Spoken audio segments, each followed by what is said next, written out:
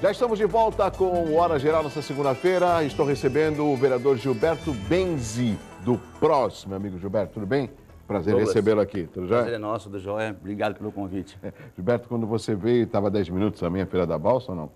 Você não viu lá escrito? Tinha menos, estava marcando 10, mas eu peguei somente 5 minutos. Olha, tá vendo? Então deve ser que você é vereador, já ficaram sabendo se ia atravessar, já resolveram rapidinho. Espero que não.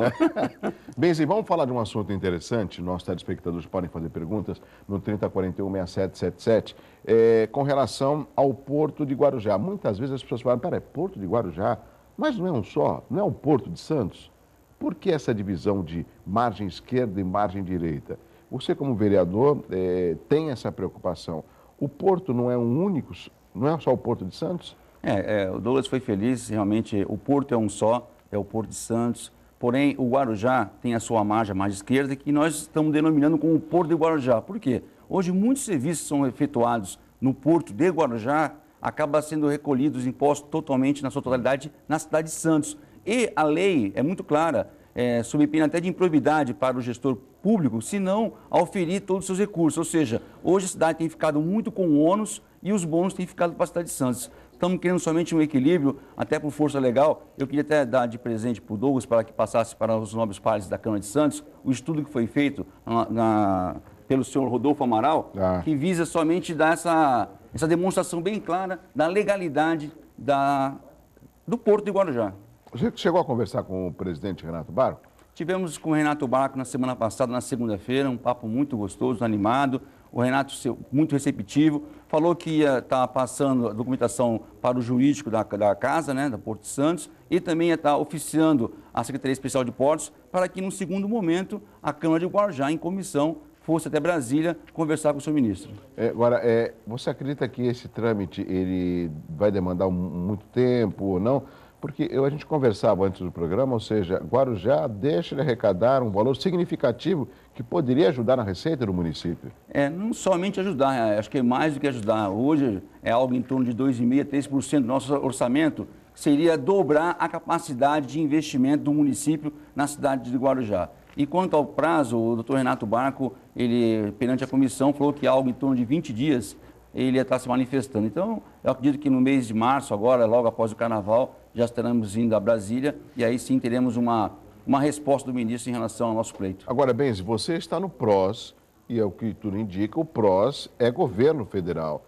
O PROS é pró-Dilma. Isso não facilita? Eu acredito que possa facilitar, mas a gente conhece bem os meandros de Brasília, nem tudo que demonstra estar no caminho acontece. Mas sabemos que é uma luta árdua, difícil, mexe com receita, porém nós temos já alguns outros portos que conseguiram, nós temos exemplos de Navegantes, que era junto de Itajaí, em Sepetiba também tivemos um problema parecido também, então, ou seja, nós temos aí algo que já aconteceu e que nós não estamos falando nada de sete cabeças, é somente uma questão de legalidade. Se Deus quiser, nós vamos estar conseguindo isso, que é por questão de justiça. A cidade de Guarujá não pode perder algo em torno de 20, 30 milhões por ano por causa de alíquotas de ISS que está correndo para a cidade de Santos. Nada contra a cidade de Santos, a questão é legalidade. Não, para que o telespectador possa entender, todas as operações portuárias que são realizadas no Guarujá, o ISS seria cobrado em Guarujá. Ou seja, deveria ser cobrado em Guarujá. É para isso que você está lutando. Isso. Algumas receitas estão dando margem para a fuga e estão sendo recolhidas em Santos. Essa fuga que você fala, ou seja, o serviço é prestado em Vicente de Carvalho e ISS era a cidade de Santos. Isso não fica nos cofres do Guarujá. Isso, é verdade. Isso não vem acontecendo e, como eu falei há pouco, até por pena de improbidade do gestor público da cidade de Guarujá, nós estamos tendo total apoio da prefeita Antonieta em relação a isso, colocou todo o executivo à disposição, tanto que na audiência que tivemos com o Renato Barco, a prefeitura de Guarujá também estava presente. Agora, Benzi, você tem discutido isso na Câmara, como que é? A maioria da Câmara também apoia essa iniciativa? Existe alguma discussão dentro da Câmara? Houve audiências públicas até para explicar e discutir com a população essa sua ideia? Com certeza houve uma discussão muito ampla, tanto que na nossa visita à CODESP tinha 12 vereadores presentes, a Câmara do Guarujá é composta por 17 vereadores, ou seja, uma grande maioria estava presente, não é uma briga partidária, não tem bandeira, a bandeira é do município do Guarujá. E a discussão está havendo até agora, nós estamos com uma viagem marcada para ir até Navegantes, conversar com o pessoal lá para poder realmente estar auferindo o que foi de positivo e de negativo com essa lei que houve lá na cidade de Navegantes, para estar debatendo com a sociedade do Guarujá também. Certo. Navegantes, Santa Catarina. Isso, Itajaí. Itajaí. E lá também o modelo que foi feito em Navegantes, vocês querem trazer para Vicente de Carvalho, é isso? Isso, é o mesmo modelo, é a sua autonomia, né? Porque o canal, mesmo sendo um só, agora tem dois portos distintos, né? O Porto de Navegantes e o Porto de Itajaí. Agora, a gente sabe, por exemplo, através dos jornais, que moram em Vicente de Carvalho, nós temos uma audiência muito grande em Vicente de Carvalho, o quanto que a Rua do Adubo, que as avenidas principais, o quanto que elas são destruídas por causa do grande número de veículos que passam diariamente, ou seja, e não tem nenhuma contrapartida, ou seja, pelo menos eu não tenho informação que essas empresas arrendatárias e até o Porto deem essa infraestrutura para Vicente de Carvalho.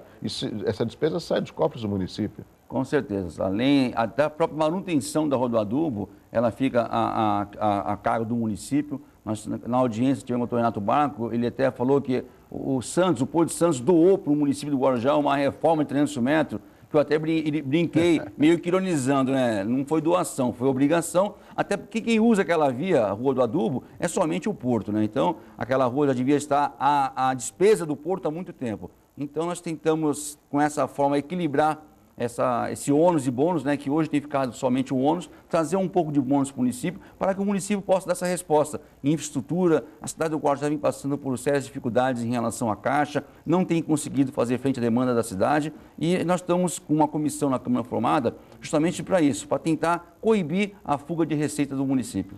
Benzi, e com relação, é um assunto que, se não me engano, tem a participação da Codesp, eu queria até que você me informasse sobre isso. Aquela passarela que foi, acho que há uns 10 dias atrás, que foi depois de um longo tempo, foi destruída, né? E vai ser construída uma nova passarela. Ali não tem também a participação, ou deveria ter, da ALL e também do Porto de Santos, em parceria com a Prefeitura? Como é que ficou essa passarela lá em Vicente Carvalho? Aquela passarela, a responsabilidade é total da ALL, né? Desde quando eu entrei como vereador, no meu primeiro mandato, já estou no segundo, nós fizemos um trabalho em relação a falta de condição de uso daquela passarela. Realmente, depois de 5 anos, a LL colocou a passarela abaixo, está construindo uma nova passarela, porque não tem condição das pessoas acessarem a balsa, né, quando está movimentando a composição e estava colocando em risco a população.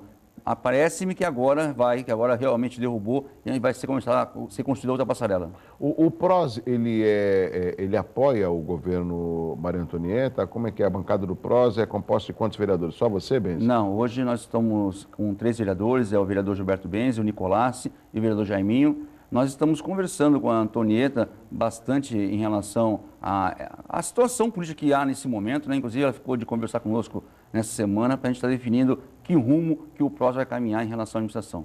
Essa discussão, você acredita que dependa mais da prefeita? Ou a prefeita, se ela for inteligente, ela vai querer ter, ou qualquer prefeito, qualquer chefe do executivo, ele quer ter um número maior de partidos do seu lado, que é mais fácil de governar. Mas o PROS, ele vem com uma certa independência ou ele vem querendo participar dos governos? Eu acabei de falar do governo federal, agora tem o governo municipal. O que acontece no Guarujá? A cidade do Guarujá vem passando por um momento muito difícil em relação à administração pública, né?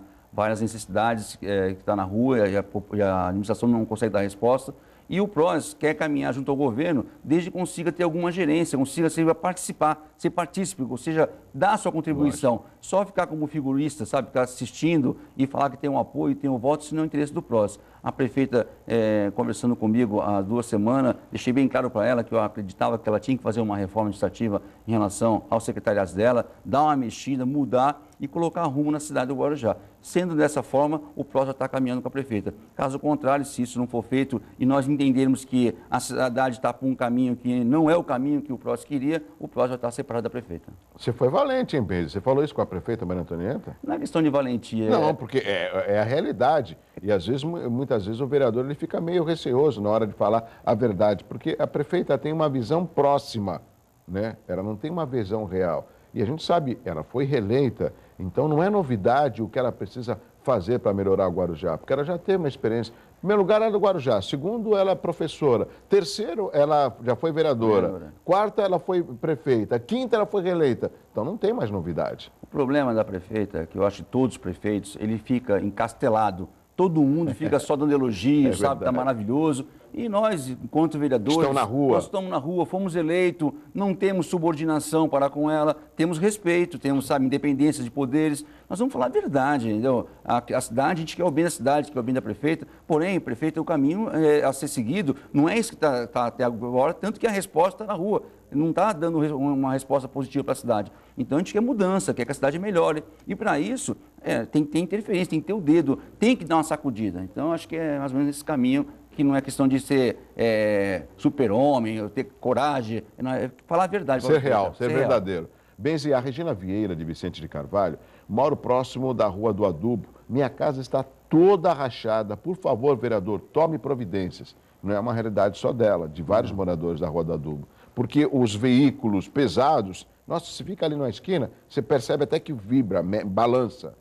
Então, Douglas, a cidade de Guarujá vem recebendo um aporte do governo federal, né? No PAC 1 foi contemplada a primeira fase, que foi entregue à população nesse domingo. A segunda fase da perimetral é a que vai realmente poder fazer com que todo o tráfego viário ao porto ele seja separado do tráfego municipal e não vai ter mais esse contato, e a Rua do Adubo vai voltar a ser uma rua do Boa Esperança, vai ser totalmente arborizada novamente, e se Deus quiser, dentro de breve, esse problema vai ser sanado. Por exemplo, o Humberto Freire, do Jardim Boa Esperança, o entorno do bairro virou um verdadeiro estacionamento de caminhões. Falta fiscalização por parte da prefeitura. Você concorda com ele? Em partes. O que acontece é que o porto cresceu em demasia e a própria prefeitura e a própria estrutura portuária não deu o suporte necessário para a retaguarda, ou seja, hoje a gente não temos um estacionamento para que esses caminhões, quando não estão em serviço, eles fiquem parados num local com segurança. Então, hoje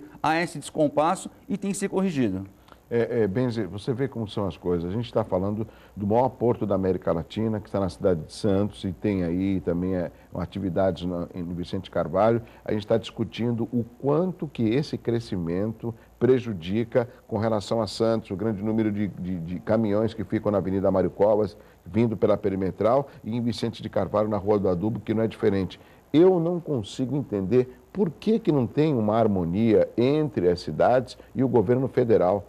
Por que eu digo isso? Porque a gente tem a prefeita Maria Antonieta, que é no partido do vice-presidente da República, que deve, pelo menos, relatar isso que está acontecendo. A gente tem um porto que 33% do que entra e sai do país está localizado aqui. E por que não que esse porto possa oferecer uma infraestrutura para as cidades, por exemplo, né? Esse era o momento de saber se a prioridade é o crescimento do país e o Porto de Santos tem uma participação, por que ele não participa positivamente? Com estacionamento de caminhões, com acessos. O que será que falta aí? Que entendimento falta nesse sentido, Benzi? Eu acredito que tenha faltado gestão, planejamento, que você colocou há pouco, que é o grande problema do nosso país, porque quando foi licitado, quando foi feito essas concessões para esses terminais operarem, essa demanda cresceu muito, tinha que prever nesse edital um estacionamento para que os caminhões, quando não estivesse operação, eles estivessem acomodados. Com certeza, essas empresas que aí estão hoje teriam já confeccionado esse estacionamento. Porém, como não torna obrigatório, ela não faz por bel prazer. São empresas capitalistas que querem ter um maior resultado positivo. Então, falta isso, falta planejamento, falta gestão, fiscalização e cobrança do poder público. E a que custo, né, que cada semestre eles batem recorde mais recorde, não só de carga, como também de arrecadação. E a nossa condição está nítida, né? Totalmente precária e atingindo principalmente a população da cidade do Guarujá e da cidade de Santos. E não podemos esquecer também do grande trânsito de veículos pesados que acaba atingindo a cidade de Cubatão. Benzi, eu vou fazer um rápido intervalo, já eu volto conversando com o vereador Benzi e tem mais perguntas pelo 3041-6777, a pergunta do Geraldino Dantas, depois do intervalo. Eu volto já.